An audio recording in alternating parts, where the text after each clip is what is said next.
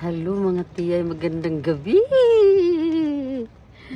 Grabe ang lamig. Nandito ako sa loob ng tent. Hindi pa ako lumabas. Sila di doon busy na.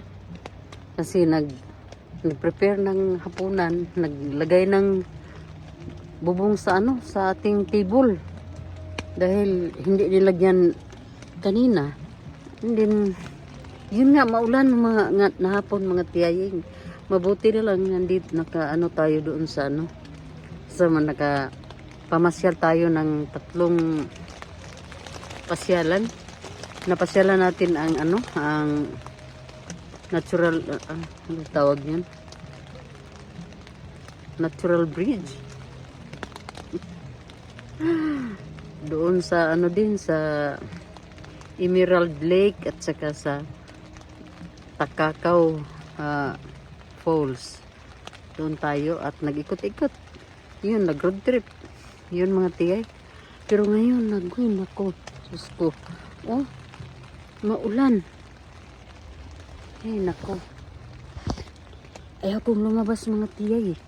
Kalat na kalat masyado dito. Tingnan mo.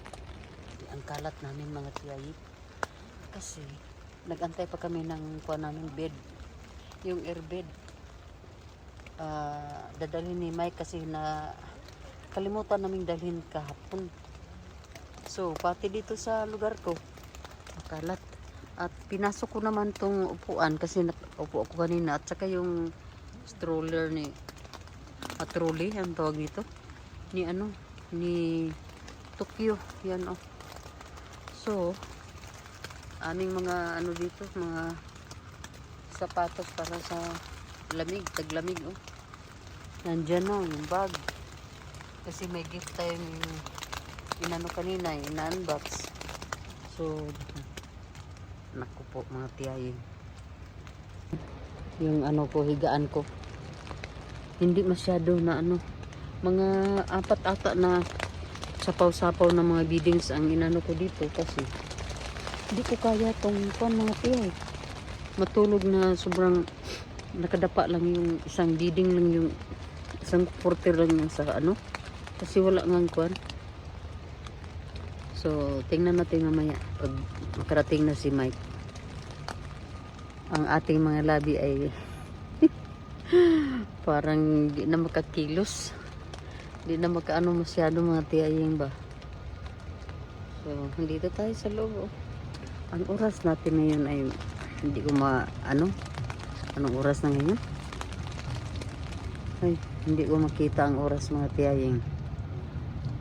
6:05 pala. 6:05. So, parang grabe. Grabe ito. Grabe ang lamig. Partial pa lang to mga tiyaying kasi negative 4 ata. Ano ba ito? Sinabi ni Karen. So yun, update na ako paglabas ko dito sa ating lungga. Hello, good morning kicking horse. Good morning. Nasa liblib tayo ng kagubatan. Pero tingnan mo ang ang bundok. Nasa harapan lang talaga natin na anuhan lang ng kuwan ba. Yan makita naman. Anuhan lang ng mga kahoy. So kami ay nagre-ready na para sa pag namin check out. 'Di ba ang ganda ng mga yellow. Pero ang sipon mga tiyaying tumutulo na. Halos punong-puno ang mga ground dito. 'Di ba?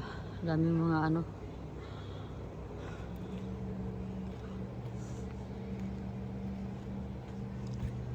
ando na naman si Mabilita, narinig ko naman ang boses nagmamarites. Ayan ang bundok ko. Diba? Good morning. Good morning. Number 30 sa aming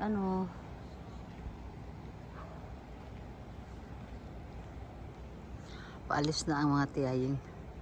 Napaka peaceful.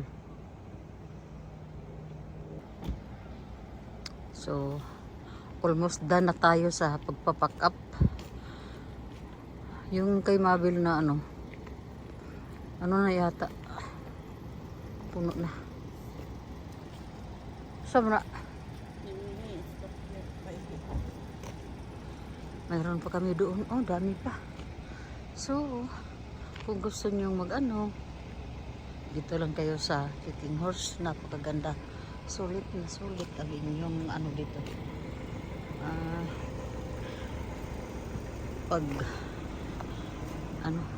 Pagka-camp dito. Pagka-camping. Dami naman tayo mga kapitbahay.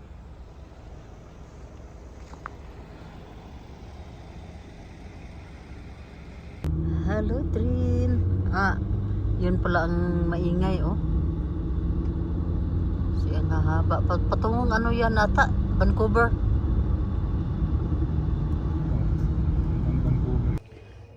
Hello mga tiyay. Magandang umaga sa inyong lahat.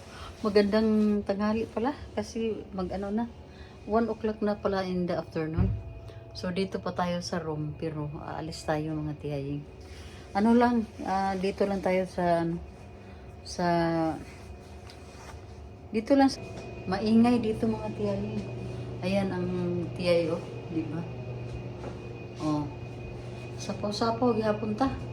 Tigil pwede dito mo sapaw kay impasambahaw. So, ganyan. Nakaready na tayo, parang ano lang tayo, dinilaan ng kon ba? Ay, kailangan ko pala magdala ng cup. Tika. So, ayun na. Nakakap na tayo. Kailangan talaga tayo mag-cup mga tiyayin kasi malamig talaga sa labas. So, i-ano na lang natin ang ating mga sarili. I-aware na lang natin sa mga lamig na dito sa Canada. Ay nako, hindi ako sanay mga tiyahin na ng mga buhok ganyan. Pero hindi naman tayo makapag lagay ng kung nakatali tayo ng buhok. Mas maigi na lang na gano'n na lang para medyo hapsay ba ang paminaw na itong mga tiyahin. Sige na lang, inaani na itong life dire. Ang importante safety ta. Okay, mag-update later. Pang breakfast? Pwede lang. Sigurado na mo, ikaw ka ha? Joseph, ito yung ginapili.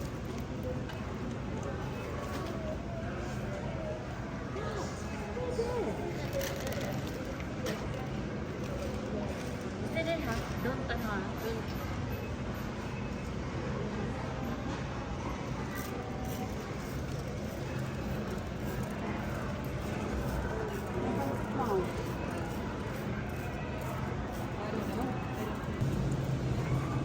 Mulai gatas sa mga bataan na. Para ko pink ma.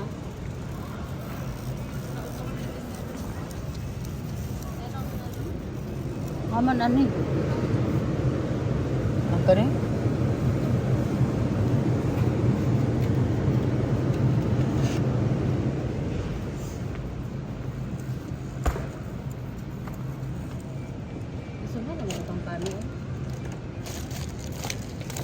Mahilig magagbangos, magbangos ka.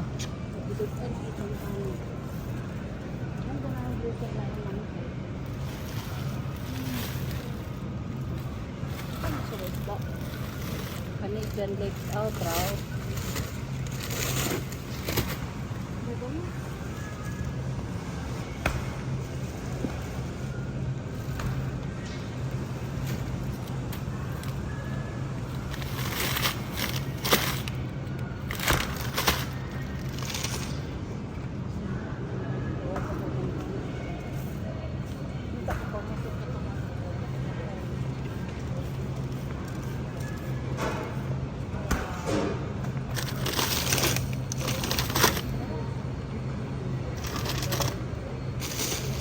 Ito na din, sum din na.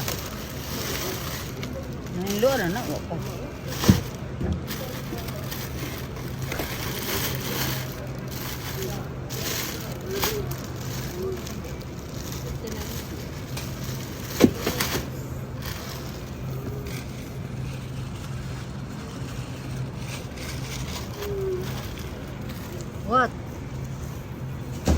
What your one?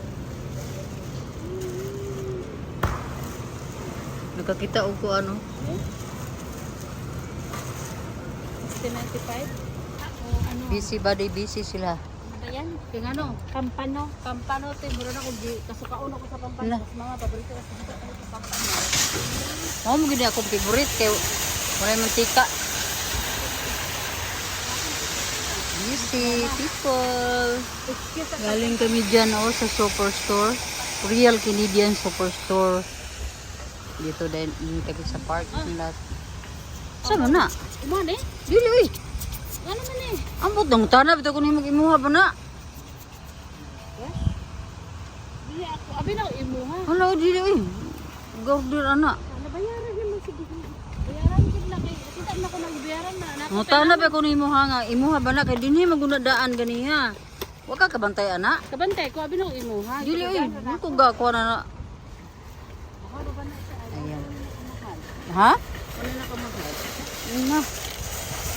Sila to, sudlay.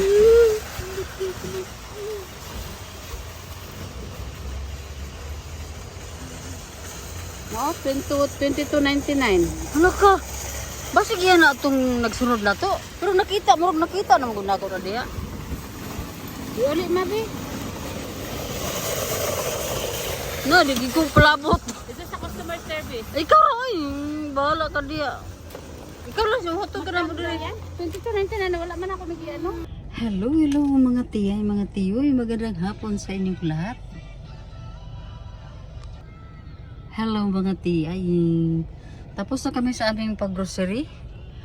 At andito lang kami sa loob ng sasakyan ni Queen. Dahil mga tiyay, may ibinalik doong isang item na medyo mahal sa mga tiyay at hindi naman namin kailangan yun. Siguro na dinampot yan ni Queen kanina at hindi namin namalayan. Kaya nabayaran doon sa counter. So, ibinalik ni Mabel ngayon kasama yung aming kasamahan. Kasi ang sayang naman ng pira mga tiyaying. Nag worth $25. So, wala namang gamit yun sa amin kasi dami naming mga suklay. Doon suklay lang yun talaga mga tiyaying. Pero diba sayang yung $24. So, ayun na si Mabel. Kung tanggapin nyo ng customer service na maibalik ang ibalik ang item at i-refund yung yung pira. So yun mga tiyan, minsan kailangan tayo maging practical. Kasi alam niyo naman na itong kasama namin ay nabatuta ay autistic. So ang bilis lang ng kamay niya siguro nakadampot at hindi namin namalayan. So yun na. Antay na lang kami dito ni Mavil. Nakatali na yan dyan sa sa seatbelt. Ayun ang mga tiyay. Transfer tayo sa ibang lugar. Ay, kakain pala sila. Yan o.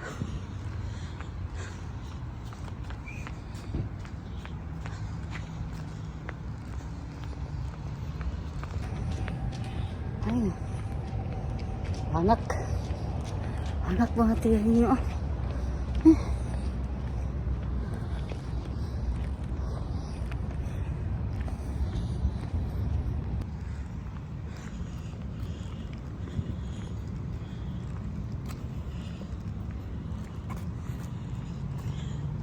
Diyan o.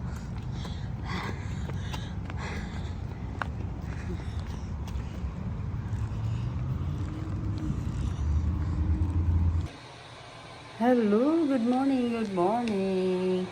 Sapaw-sapaw na naman ang tiyaying dahil malamig ang panahon mga tiyay. So, bahay tayo ngayon. Pero mamayang gabi mayroon tayong lakad mamayang gabi. Mayroon tayong dinner. Basta mayroon tayong dinner mamayang gabi mga tiyaying. Nakaset na po yun, mga 8:15 in the evening. So, puntahan natin dahil napaka memorable na yan na schedule or appointment ng ating dinner. So, ayan na tayo sa ating, ano, kulo na tayo ng tubig. At, naka-ready na itong ating kape. Ito, subukan namin ito mga te. First time na, magkakape kami. Binili namin ni Mabel to kahapon dahil nag-grocery kami. And then, ito na ang ano ko mga tiyayin. At saka dito na tuwa din ako sa ano ni Mabel kasi may nagbigay sa kanya ng flower kahapon. So ito na yun, nilagay niya dito na. At dito mayroon tayong inano talaga, tinabi talaga ni Mabel, ni Karen ito para sa akin itong apple. So tapos na ang ating ano. Mainit talaga itong mga ganito. Mayroon din ako ganito sa Pilipinas. Nakakaano ba kasi parang disturbo sa kapitbahay. Disturbo sa kapitbahay itong mga ganitong ano, initan ng tubig. So, try natin ha. Diyan lang muna kayo mga try ha. Kasi try natin first time. Pero parang ano to, ano ba, Singapore. Product of Singapore ito. So, try natin ang product of Singapore na coffee. Kung magustuhan ba natin. Pero, hindi pwedeng, ano lang ito mga tiyaying, nag-try ako ngayon. Baka na naman, next week, isa na naman ganito. Kasi, 3-in-1 ito mga tiyay. Ayaw natin ng matamis. So, dahil hindi ako magbe-bread ngayon, ito muna ang itry ko. Yung 3-in-1 na gawa ng Singapore. Tingnan natin kung hindi ba ito na masyado matamis. At si Queen, andyan lang si Queen dahil walang pasok yan. May nangyari kasi sa ano nila, sa buong ano Calgary talaga, buong Alberta talaga mga tiyaying. Walang pasok yung mga from grade 1 to ano ata, grade 1 to 12. Dahil parang nagwilga ang mga teachers, kumbaga sa atin DepEd. Magpa-increase ng sahod ang mga teachers. So, estimated na ano nila, buwan ay, mga isang buwan. So, di ba? Kawawa ang mga bata ngayon. Walang pasok, walang malalaman yung mga utak nila sa mga panahon ito dahil na ano sila na natamaan talaga sila ng sinasabing wilga. So magandang umaga sa inyong lahat.